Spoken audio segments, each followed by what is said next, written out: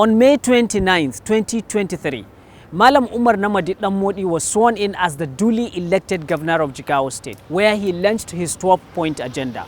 Hello and welcome. My name is Idris Jibrin, and this is Jigawa State in Focus. On this fresh edition, or maiden edition of the program, we shall take a look at the Jigawa State Ministry of Agriculture to see the various achievements and developments that have been recorded under the administration of Malam Umar Namadi Dammodi. Note that the large percentage of the people in Jigawa State depends on agriculture. In fact, most people here in Jigawa State are farmers, which makes the governor very keen on agriculture. Hence, this episode of the program, the first episode of Jigawa State in Focus, is taking a look at the state agricultural sector, seeing the various developments that are being recorded under the sector. The agri sector in Jigawa State is actually very robust because agriculture is the mainstay of the economy of Jigawa State. However, not without some challenges and needs for reforms, initiatives to optimize its potentials so that it will achieve full potentials as a sector, as a driver of the economy of the state. So when we came, His Excellency has his agenda, 12-point agenda, which agriculture and rural development is one of the pillars of the 12-point agenda of the administrations.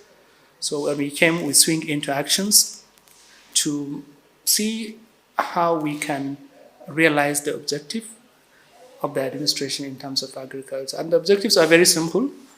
We're looking at food security, because if you look at the whole development indices, all the reports will tell you there is hunger in Jigawa, there is poverty, there is unemployment.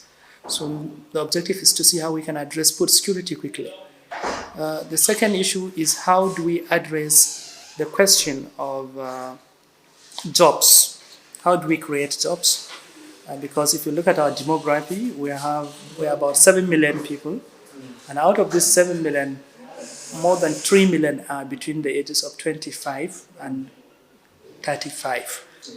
That's a very young and vibrant population. So there is need for them to be gainfully employed, right? Then there is the question of, as a state, we want to see investments are derived into the agricultural sector because we want to move away from primary production to processing, primary processing, secondary processing, tertiary processing.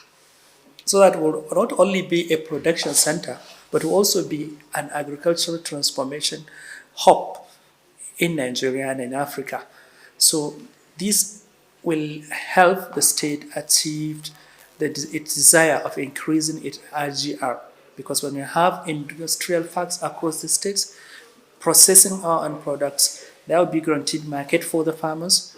They don't have to move away from their farms to other processing centers across the country. You get market at the back store, and that will also increase the economic activity in the states. It will help us grow our GDP. It will also increase the revenues to the farmers and also increase the internally generated revenue for the state. So that is the broad thrust of the agricultural policy. These three areas: food security, jobs, and increased investment that will lead to increased internally generated revenue. Of course, the more the money government has, it will increase its spending on social and development services to the people. When the administration came on board, one area the farmers that struggle a lot is access to inputs.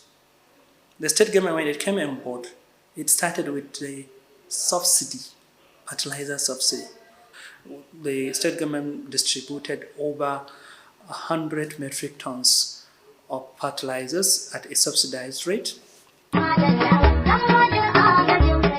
Part of our effort in that direction is to ensure that we have supplied input to the farmers at the right quantity, at the right time, and at a subsidized price.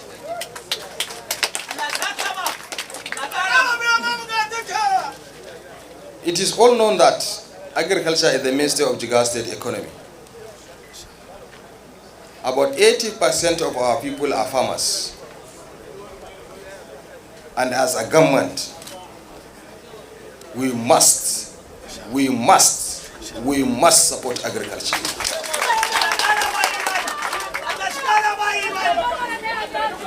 I will do everything possible to support agriculture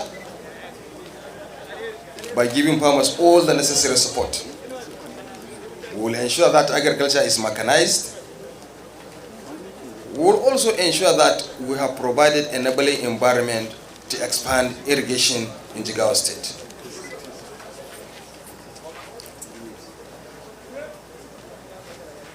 In fulfillment of this, today we are launching the sales of fertilizer, which is one of the inputs required by farmers. This fertilizer, which is currently selling at 26,000 per bag in the market, we are subsidizing it by 38%. And we ask JESCO to sell this fertilizer at 16% to the farmers. 16,000 to the farmers per bag. This gives a subsidy of almost 38%. This is in our effort to ensure that our farmers has gone to the farm happily and they can be able to afford this fertilizer. And then the government also introduced the concept of cluster farming initiatives in a collaboration with the federal government. We're currently cultivating 40,000 hectares of wheat program. And we also vaccinated over 100 cattle across the states. We have also concluded arrangements to review and revamp agricultural extension in the state because farmers need to get access to the right information at the right time. So we are also recruiting 1,440 agricultural extension agents. We're also recruiting 300 mobile veterinary clinics. All these arrangements have been concluded. Test has been conducted. They will be onboarded into that. We are also implementing what we call Rice Millennia Project. The Rice Millennia Project is in line with His Excellency's desire to create more wealth within the agricultural sector. So we are now reaching 1,100 across 11 federal constituencies. So in line with that, we will select 1,100 youths, train them, provide them agricultural extension and advisory services, provide them with the input financing. When I say inputs, from land development financing, input financing, and irrigation infrastructure finances will be provided, has been provided actually by the state governments. So these are some of the things we have started with the agricultural sector. And today, His Excellency has commissioned a policy review of the agriculture and development of agricultural investment plan for the states. So that is what we are doing. And from the result we have seen so far, we have seen significant increase in yield, over 20% increase in yield in the last season. And we want to reach 50% increase in yield because farmers will get access to all the things they needed, right? We have also procured and distributed 60 tractors across the 27 LGAs so that farmers will get access to mechanization. So, and in the area of mechanization, the state has concluded plans to partner with John Deere and Tata Africa Service to create farm service centers. These farm service centers will provide farmers with access to all end-to-end mechanizations from the farm land development mechanizations, irrigation mechanizations, chemical crop production, chemical processings, and all what you needed as a farmer to be successful. And each center will be equipped with at least 42 tractors, apart from other accessories that would drive the process. So far so good as we can see in terms of the achievement, and the administration is doing very well. These tractors will work for the farmers at a discounted price. We are giving the farmers a discount of about 43% on whatever they are paying for the service of these tractors. This is to ensure that we have reduced their cost of production. We will also try to give the same discount when it comes to the inputs. And we'll also provide discount when it comes to all other periods, because we want the farmers to operate at a profit. We want the farmers to ensure that they get value for what they are doing.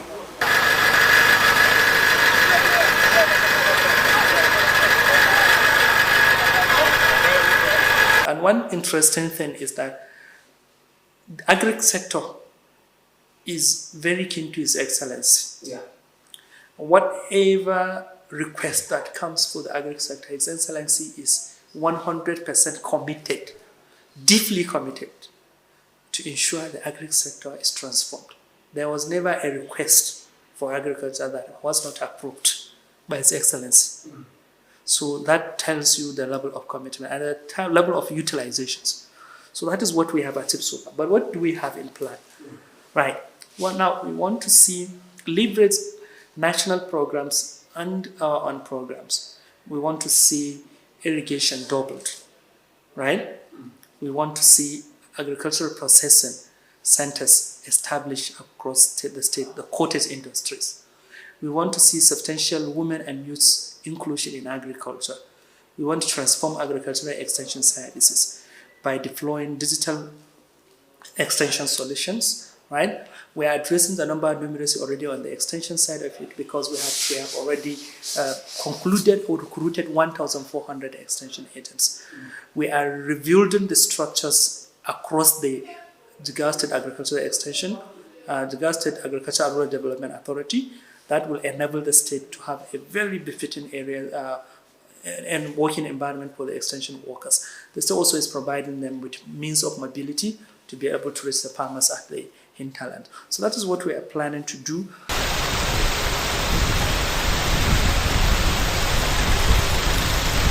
For irrigation in Jigawa, well, one thing I will tell you, we are adopting multiple strategies. Number one, we are using surface irrigations. We are rebuilding, rehabilitating our dams. We have about 10 or 11 dams. Plans are underway to revamp, review them, rehabilitate them, and put them into shape. And we intend to create at least 3,500 hectares of land, right? Through that rehabilitation. So some of them are medium to small dams, right? And we have about 2 big dams that we are looking at.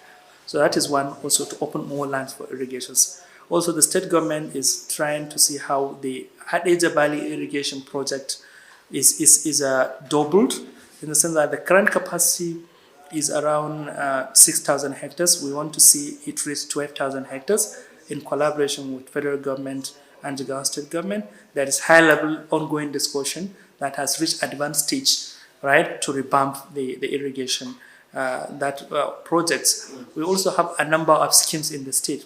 We have made adequate provisions to revamp all the irrigation schemes we have in the state. We have about more than 15 of them, right? Small scheme. We have the borehole-based irrigation schemes. Then we have the dams-based irrigation. So we are rebuilding all of them.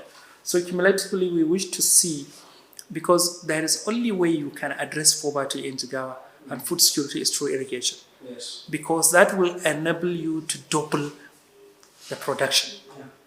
That means if you are producing, let's say 5 tons, if you produce twice, that means you are producing 10, right? And that will reduce the economic dormancy of our farmers. So reducing economic dormancy, because what is happening is that post-harvest, we have about 8 months to 9 months before next production cycle, right? So that creates a gap because the farmer's capacity to produce enough food is very low. So that window will lead to a deficiency in the quantity of foods they have, because they don't have capacity to produce for whole year round. So now when you bring in irrigations, that will reduce the number of food deficient months that farmers would experience naturally. So there's huge commitment by the state government to push the irrigation to a greater heights. In livestock sector, The livestock sector have some fundamental challenges. One, the question any livestock farmer is worried about feed, Yes. is worried about the animal health, is worried about security, is worried about market. So how are we addressing this problem? If you remember in my opening statement, I said we have department here in the ministry, veterinary services departments. This veterinary services department on yearly basis is carrying out routine vaccination. And that routine vaccination exercise prevents what we call zoonotic diseases. That is the diseases that are in animals that are transferred to humans. Yes. So, and that also helps us to have what we call compliance with global best practices in prevention of the zoonotic transmission of zoonotic diseases. So annually, and I think last month, the state government carried out animal vaccinations. As I told you, we are targeting over 40,000 has been vaccinated, and the target is to reach 100 cattle. Right? That's one. Two, there is a number of projects in the 2024 budget to pilot pasture production. That pasture productions will increase the availability of feeds to the livestock subsector. There is also a project we are collaborating with Federal Ministry of Agriculture and the World Bank, which is called LPRES. Under LPRES, there are a number of interventions that will address the needs of the, what do you call them, the farmers, the herdsmen, and other actors. And there's a strategic component that is looking at value addition. We want to see a situation whereby that we don't have to transport live animals from Jigawa in Megatri or the major livestock markets here to Lagos or Port Harcourt. We want to send to Lagos a finished products. It's Jigawa meat or it's Jigawa beef products, not live animals with the risks associated on traveling live animals. And that will also enable us to have value addition here. We process meat processing centers. We are talking with Darul Al Halal and other private investors to see where we can achieve meat processing in Jigawa State. Remember, we have agro-industrial processing zones that is coming on, which we also have a Gagara agricultural and industrial hub. So we are looking at possibility of, developing the processing capacity of the state, right, with the private sector, not government-driven, private sector-driven investment that will address this challenge. So that's what we are doing with that. Then on sheep and goat, the sheep and goat program is continuous one. We are recently talking with CDI, Community Development Initiatives, and some Saudi partners to create an uptake agreement so that the Jigawa farmers will be supplying goat to Saudi Arabia and Qatar. So that also would help us unlock markets for the farmers, right? That is why the state is investing in animal health so that we will reach satisfy global best practices in animal certifications and supply. Jigawa, interestingly, we are number one sesame producers. Yes. And a leading producer globally. What we're doing is we are trying to see where we will have processing plants, not just cleaning. We now have cleaning plant, export processing zone. We have Gagarawa and Megatari export processing zone where the sesame is cleaned and then exported in a raw form. But the plan is to have factories that will be processing sesame seeds and associated products to the world, right? Because this is the production centers. We want to turn from being primary producers only, but also to processing centers, so that we'll have cottage industries as well as large-scale investments that will uptake these products from farmers and process. So we are aware of the sesame and potential in Jigawa, and we are leveraging that to create jobs. Because, as I said, the interest is create jobs. We cannot only create jobs by simply producing. We need to add value. That value addition will give us jobs. Just marketing will give us jobs, right? And that will bring more money to Jigawa State, more money to remittances may happen when we are exporting the capacity of our products, and that will also give the state more reputations globally, right? And even increase our standing in global metrics.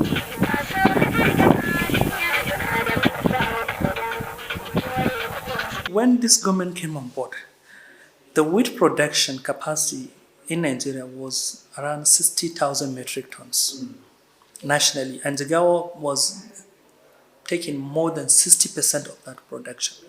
So we were the leading wheat producers.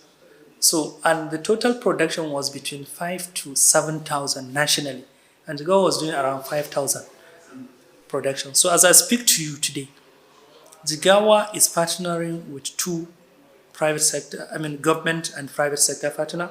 We're doing 5,000 hectares of wheat production, right? That is our traditional capacity, right? And we also added 40,000 hectares of wheat productions.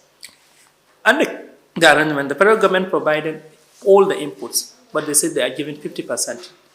Now the state government stepped in and give 75% of the 50%. So farmers only contributed 25% of the subsidy that the federal government gave them.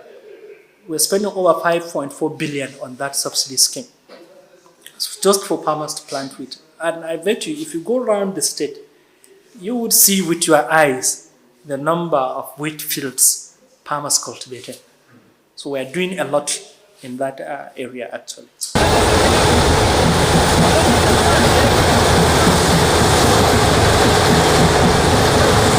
Traditionally, Jigawa State has been a very good partner for development partners.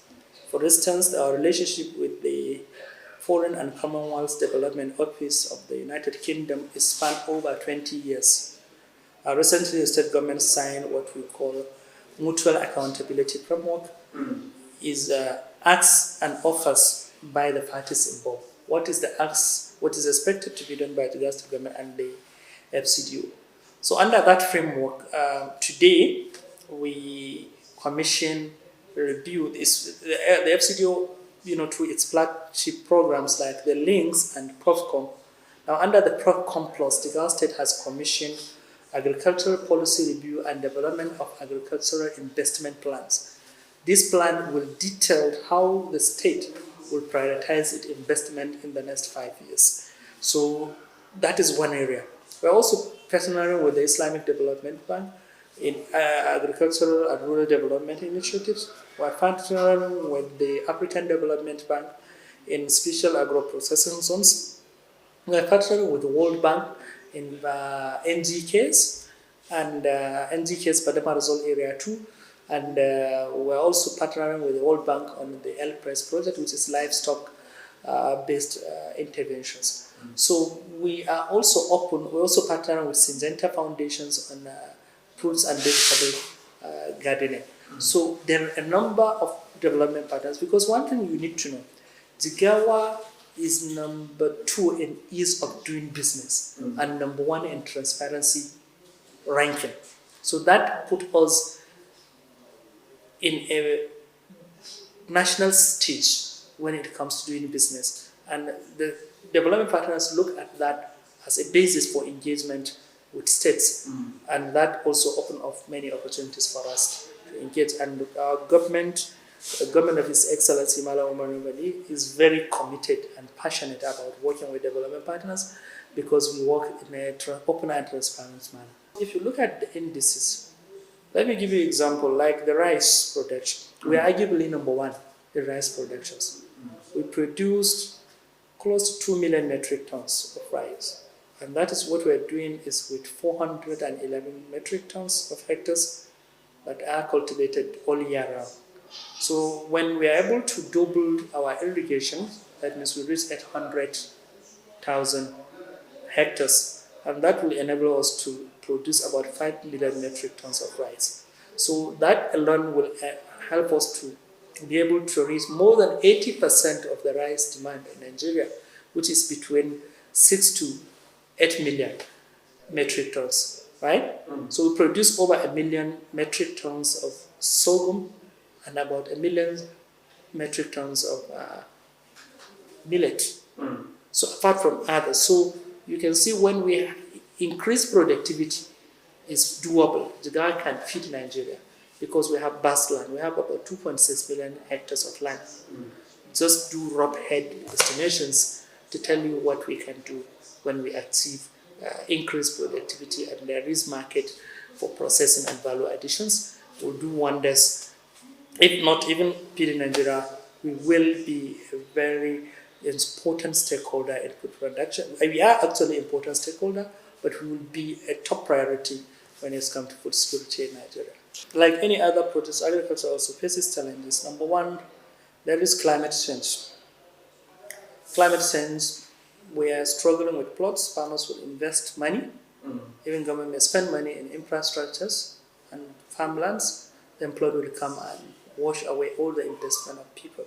Yes. So flood is a serious challenge. Then the question of epileptic rainfall. The definitive when the rainfall will be fully established, that also creates problems, right? And uncertainty when the rain will cease. So technically we're saying climate change is a big problem for agriculture in Jigawa State.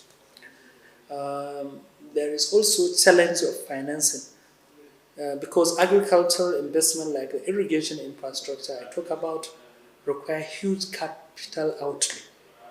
So, and there's limited resources available at the state disposal to be able to, accelerate, right? The rehabilitations of irrigation schemes and dams. So we have limited resources to be able to do that, and even additional irrigation infrastructures. That goes back to our goal on the trust of our policy. We wish to see more food secure Jigawa. We wish to see more youths employed in agriculture. More youths, more women and youths employed in agriculture.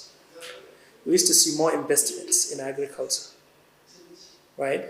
More cottage industries, agricultural processing hub centers established across the states.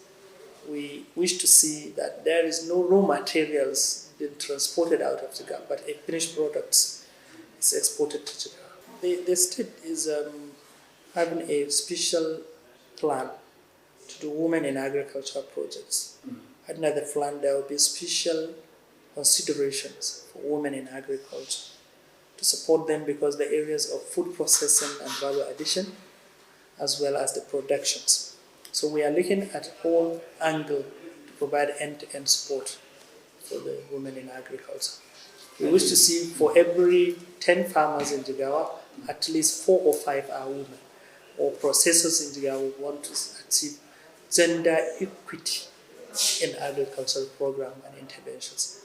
For instance, in our last interventions under FADAMA, we achieved 41% reach of women, and women were provided with practical assets like sheep and goat, poultry, chickens, and all other resources they need to produce. Well, it's been very interesting looking at the various development that was achieved by the administration of Malam Umar Namadi Dammodi since inception here in Jigawa State. It looks like we should continue going with more and more and more of this development.